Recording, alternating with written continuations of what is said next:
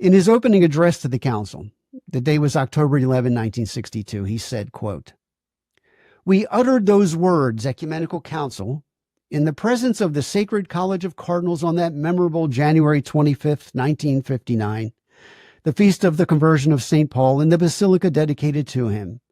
It was completely unexpected, like a flash of heavenly light, shedding sweetness in eyes and hearts," end quote.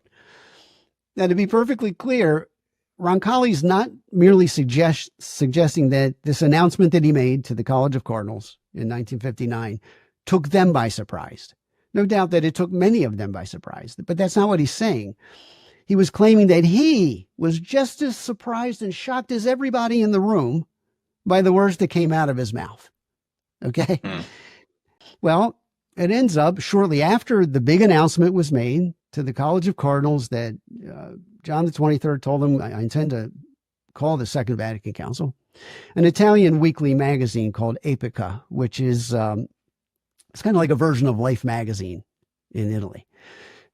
They interviewed Cardinal Ottaviani, who gave the following account. He said, keep in mind, though, Ottaviani was one of those who, for years prior to Roncalli being elected as John the 23rd, he's one of the key figures who suggested, I would say persistently and respectfully, to Pius XII that he might want to consider convening an ecumenical council. He was on that side, and he was known for having that opinion among the other cardinals. Anyway, Ottaviani tells this magazine in the interview, quote, he, speaking of Roncalli, had spoken about it, the idea of calling a council, to me from the moment of his election, or rather, to be more precise, it was I who visited him in his little room at the conclave on the eve of the election.